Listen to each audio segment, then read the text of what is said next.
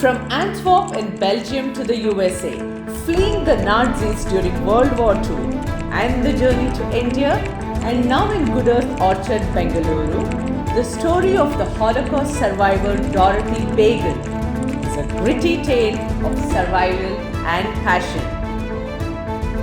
An 8-year-old girl, a Jew, flees the onslaught of Nazis during World War II from her hometown Antwerp in Belgium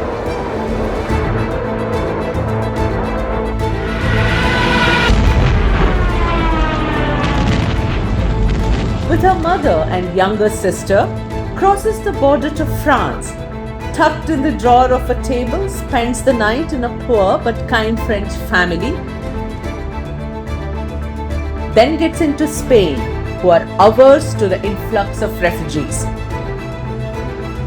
As the Nazis start bombing the cities and heading south, the same path the young girl and the family take under the guidance of her beloved Uncle Max, their savior, and reach Portugal, all the while escaping death in close quarters and witnessing the criminality and unspeakable atrocities inflicted upon Jews and the irreversible damage wreaked upon by war, the human cost. And on a ship to the Bay of Gibraltar, where she sees women wearing pants for the first time, and hitting the shores of Rio de Janeiro during harsh summer,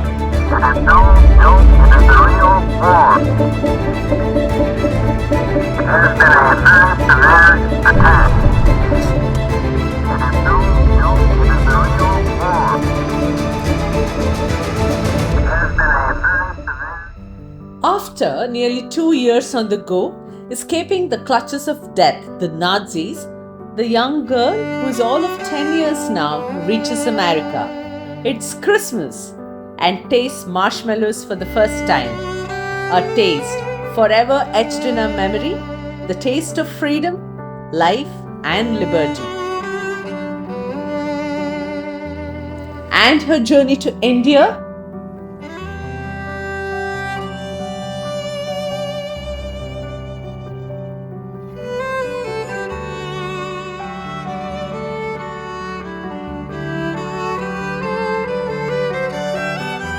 and now living in GoodEarth Orchard, Bengaluru, Dorothy Bagon opens up her home, nestled in a community where nature sets the tone of her days of peace, love, and harmony.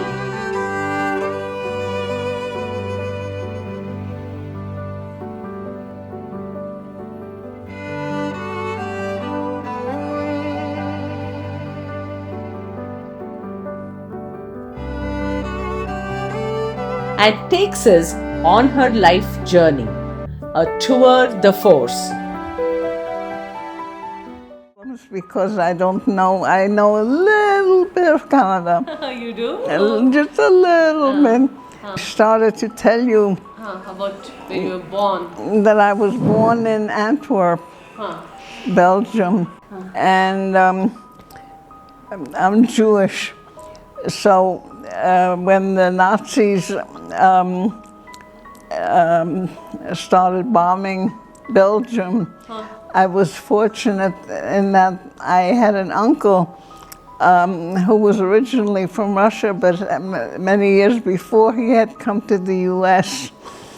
And fortunately at that time, he was with us in Antwerp, not in Antwerp, but in Belgium. And he convinced, and he also had his American car, and he convinced my family that we have to start running because the Nazis wanted to kill all the Jews. So when I was 8 years old, well, we had moved when the war, actually, let me go back.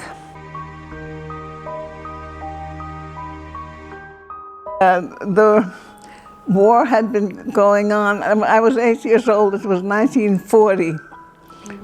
Okay, and the Nazis had already started the war a few years before. And what was I going to say?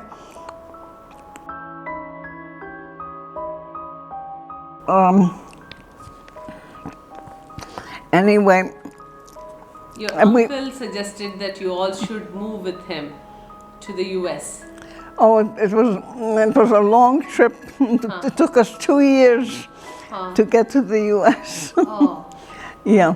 Now he, my uncle Max, he convinced my parents that we had to leave Belgium, that we had to start going south to France. And everybody thought that the Germans would be defeated very shortly, but that didn't happen. And he took us. We had moved from Antwerp to a small town near the, well, Belgium is on the Atlantic Ocean. And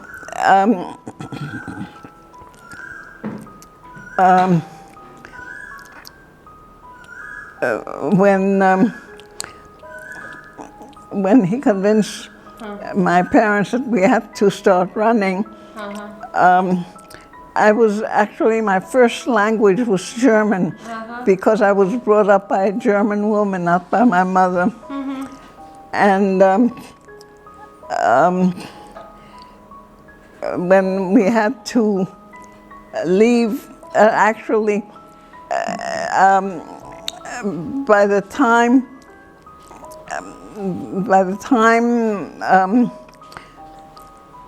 my uncle convinced my parents, the Germans had already started bombing the area where we were living. And I had to be torn away from the woman who had been taking care of me, because she was German. We couldn't take her with us. And anyway, so we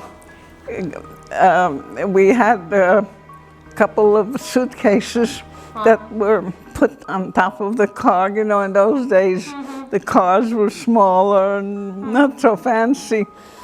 And I had a younger sister, and my mother and my sister and we were in the car. My father was driving somebody else's car, and we managed.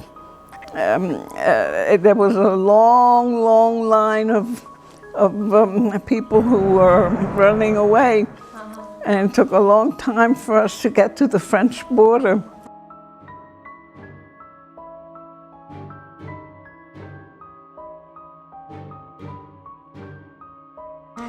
And when we got to the French border, by then Poland was occupied by the Nazis, and the French would not allow anybody from any country that was already occupied by the Nazis.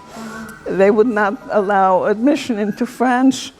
But my uncle, he was a very gifted speaker and storyteller and a joker, and he managed to confuse the people at the border there. My mother had a Polish passport, and I was on her passport, and of course the French wouldn't admit anybody from Poland. But my uncle managed to confuse them, so they never looked at my mother's passport, and that's how we got into France. But my father was driving somebody else's car and was not successful, and he ended up in a concentration camp in Belgium. But when we got into France, the first night I remember very well, we stayed with a poor family in France, and I slept in a drawer. Oh. The French were really very wonderful people. And anyway, and as the Germans kept moving south, we would run further south, and eventually we came close to the French-Spanish border, and my father and another uncle of mine managed to escape on bicycles and found us. They were all over France. There were, what do you call these columns? They were full of notices, families searching for each other. It was a constant crowd of people trying to escape. Anyway, we got to the south of France, and the Germans were still advancing.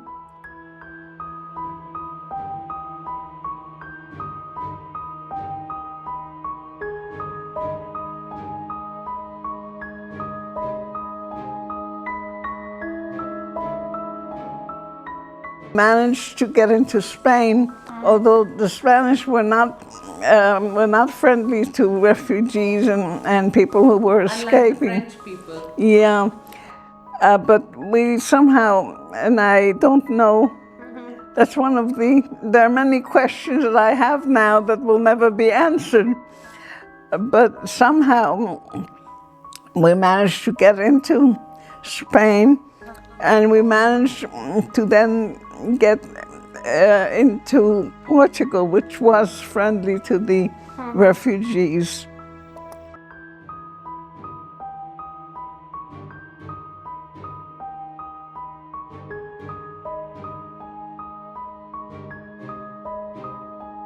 And from Portugal,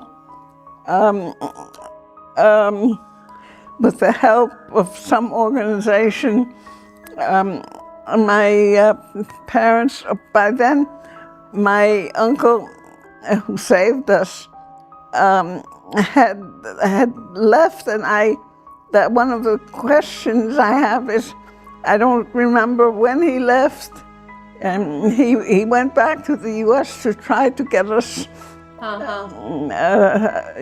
visas to the U.S.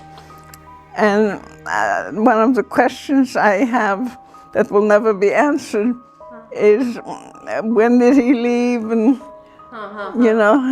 anyway, when we got to Portugal, with the help of an organization,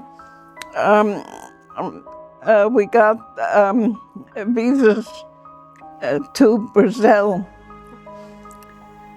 And also we were fortunate in that we were able to get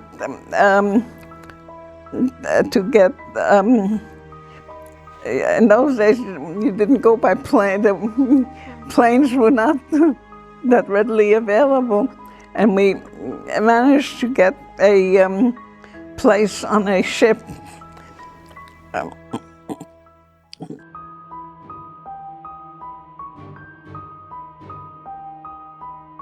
But the ship, in order to go, it was in the Bay of Gibraltar, and Gibraltar was part of the British Empire, and the British, of course, the British, of course, checked on every every vehicle or transportation that was in their waters. And apparently the ship that we got a passage on apparently was not acceptable. Oh. The Brazilians were not exactly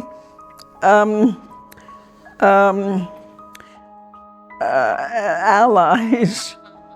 It was mixed. And so we were stuck in the Bay of Gibraltar for some time. Huh. And eventually, that was when for the first time, I saw women wearing pants.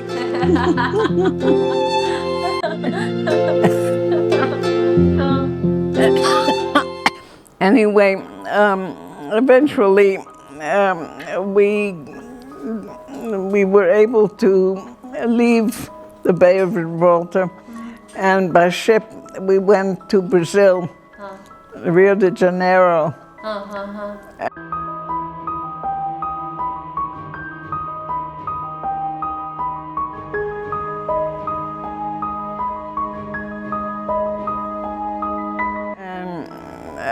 Again, and it was amazing how all along the way there were people from Antwerp, and also how everybody was helping each other. We couldn't have managed without the help.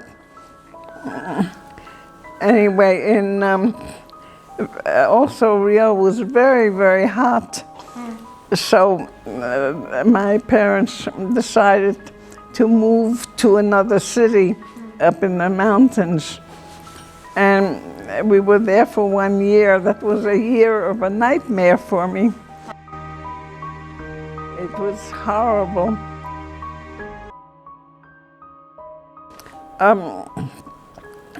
And the one thing I remember is somebody asked me what religion I am, and I knew enough to say, I don't know how to say it in Portuguese. I wasn't going to tell them I was Jewish, because that was not so readily acceptable. Brazil was an awful experience for me. And fortunately, and also I had a very bad relationship with my mother.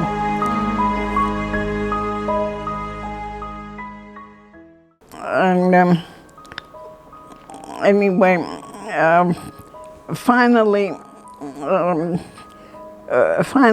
we got my uncle, who saved us from Belgium, managed to get us visas to the U.S. And after 1 year in Brazil, we finally got to New York.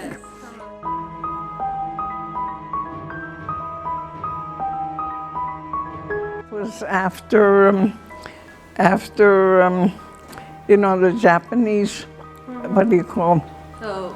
Bombed the Pearl Harbor. Pearl Harbor, right. Yesterday, December 7th, 1941, a date which will live in infamy. The United States of America was suddenly and deliberately attacked by naval and air forces of the Empire of Japan. And it was December 1941. I was 9 years old. I was going on 10. And it was, when I was told that we got visas to the U.S., I was so happy. And my mother, who was very negative, she said, "Don't be so sure that it's so great." And when we got to New York, I wanted to forget I had learned Portuguese. But it was such a horrible experience that I forgot it in a week. Completely. You forgot Portuguese in a week. Yeah, I wanted to forget it completely. Erase it And I was so touched by it. We got there in December and during the Christmas vacation. And I went to public school, after the vacation. And and I didn't know any English. But the teachers and the children were so kind and so helpful. Even now it sometimes brings tears to my eyes. It was a fantastic experience. And I remember it was the first time I had tasted a marshmallow. That's lovely. And, it was so sweet and soft, and a marshmallow represents the United States. Oh, that's a wonderful way to remember. Yeah. Anyway,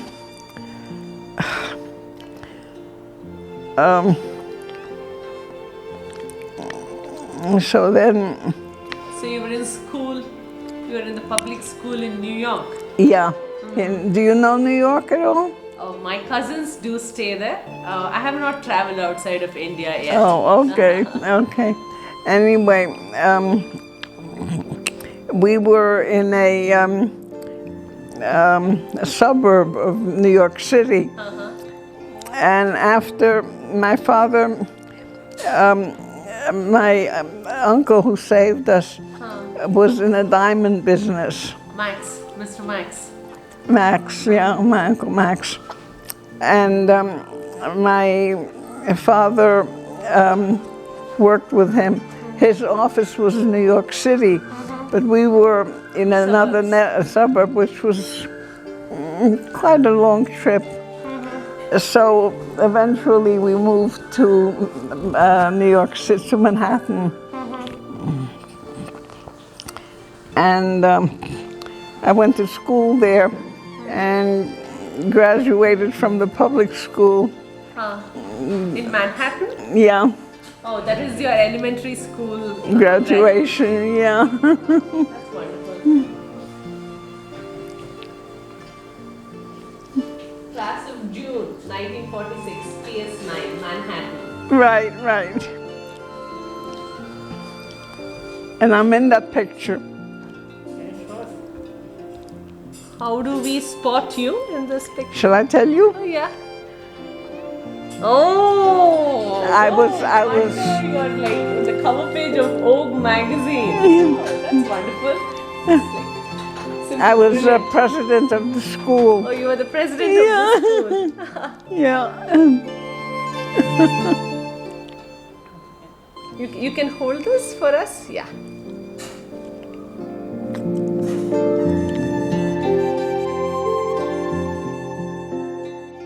And there were like six children from Belgium. Oh, in your class? In my class. It was kind of far away. It was, I had to go by subway. Oh, okay. And it was not in Manhattan, your high school? No, it was not. It wasn't? In Manhattan. I forgot the name of the... Not a problem. So you used to take the subway to go to high school? Yeah. There were a lot of kids. It was a private high school. It was a very prestigious high school. And in many ways, it saved me. But in elementary school, I became very close. The public school I went to in the United States, every district has a public school. Yeah. And the public school that I went to was not, I was not supposed to go to that public school. Okay. But because of the other people from Belgium, they said the public school that I was supposed to go to was not very good. So my parents used somebody else's address. And Okay, got you to the best public school in the district. supposedly a better public school.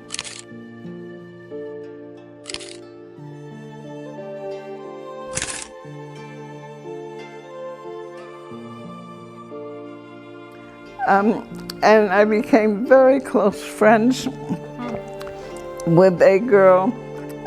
I was very anxious to become more American than the American.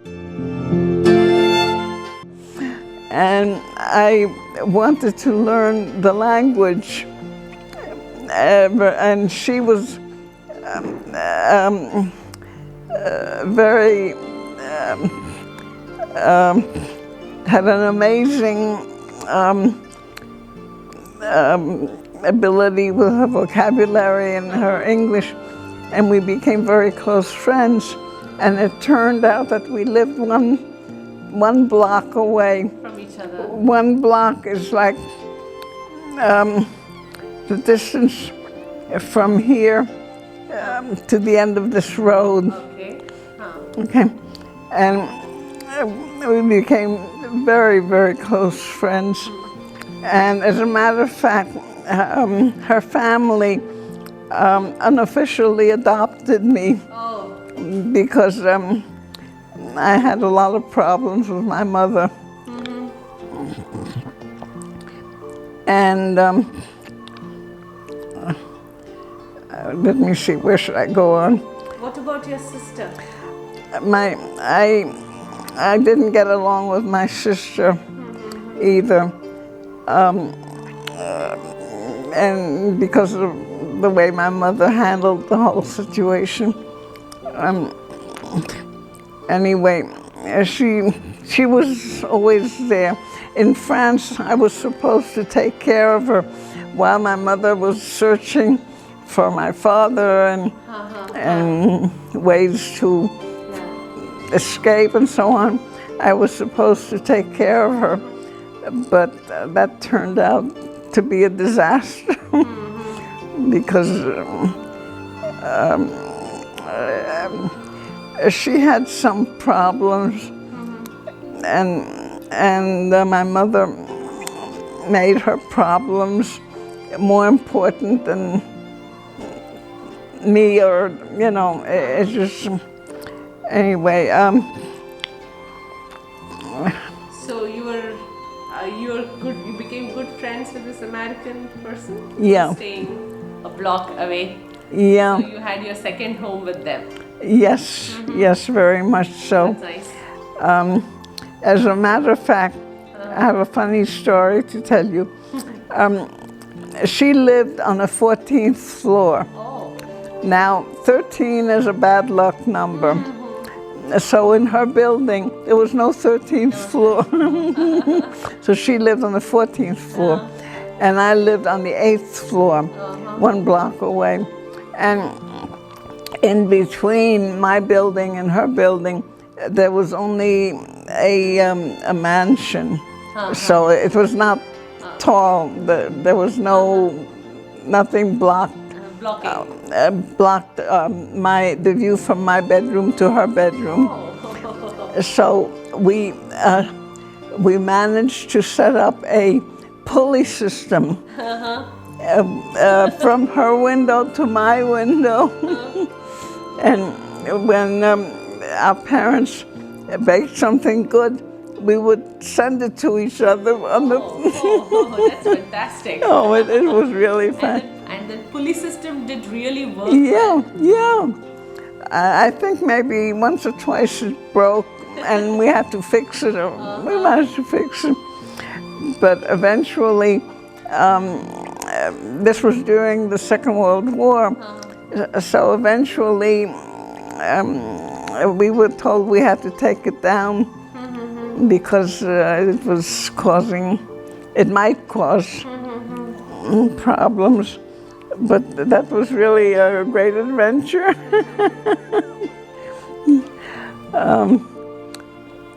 And you remained friends with her throughout the high school? For how many years did you both live together as neighbors in different blocks? Well, we went to different high schools, and she was ill. She had well, they say she had schizophrenia. And what was her name? Huh? What was your friend's name? Joanne. Joanne. Yeah.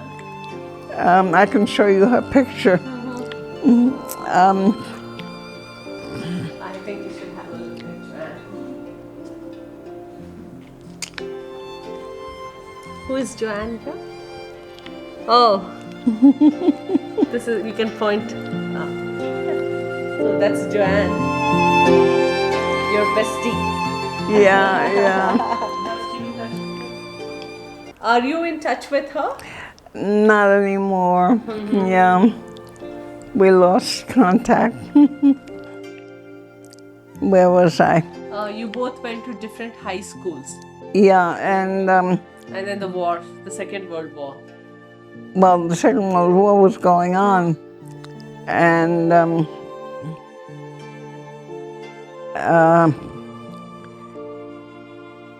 at some point she was hospitalized because of her illness, and eventually she got married. Eventually she was cured and got married and lived in Colorado. Oh, they lived in Colorado. Yeah, I was in touch with her at this point.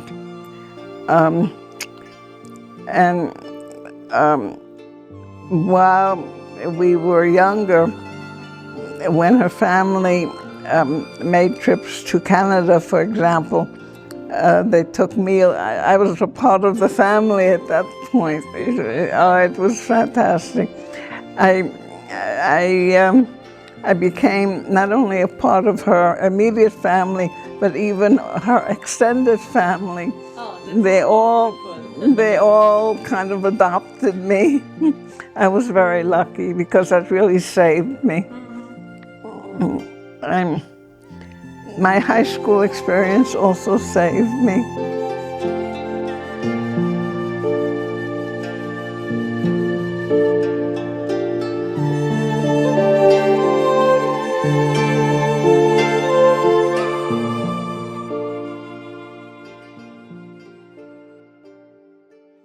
High school, I went to Carleton College in Minnesota.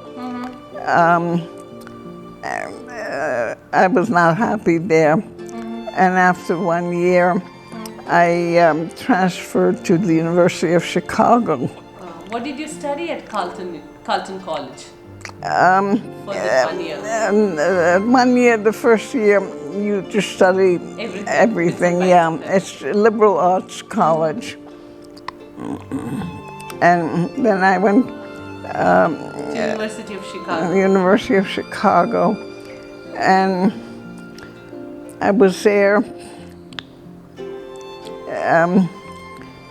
I was having a lot of problems with my studies. You may relax. Travel across India anywhere? Yeah, I was in the Himalayas and in the northern part of India. I don't remember the name now of the place where we were. Oh, that's by Andre. In Israel, when you know Israel was, yeah, he was about 18 years old. Oh. And this is all about him. Antwerp, in Belgium to come to US. That was quite an arduous journey of 2 years. And then you studied in Manhattan, moved to Chicago University. You have a bachelor's in chemistry with math as minor and PhD in biochemistry. And then you have a degree in computer science. And then you have traveled across the world. You got married to an Indian. And finally to be with your daughter you came to India. It's like coming one full cycle. So what do you feel about your life journey? I don't know. It's very strange when I think about the various activities that I was involved in. I don't know, it's just very strange. What do you think are life's greatest gifts that one can have and one should cherish? Because you practically escaped death. Yeah. So what do you think that we as people, as youngsters, should strive for in one's life and cherish?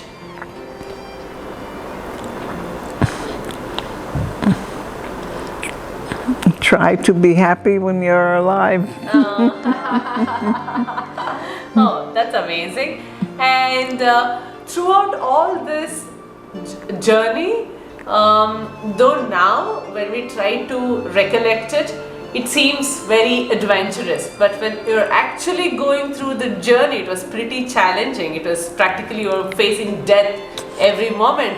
So what is it that made you, survive? And come along this long way? I don't know. Do you believe in God? No. You don't? No, no. So what is the driving force? I don't know. You just keep going. I don't know.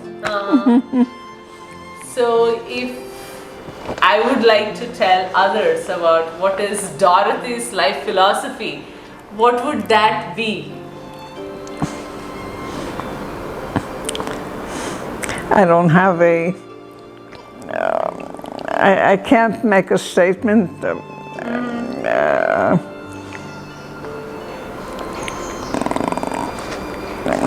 My life has been, a lot of my life has been a matter of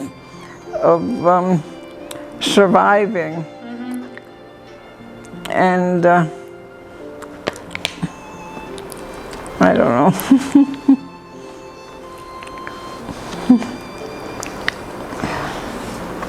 Fine. Thank you. Thank you so much, Dorothy. Well, thank you. Thank you for coming.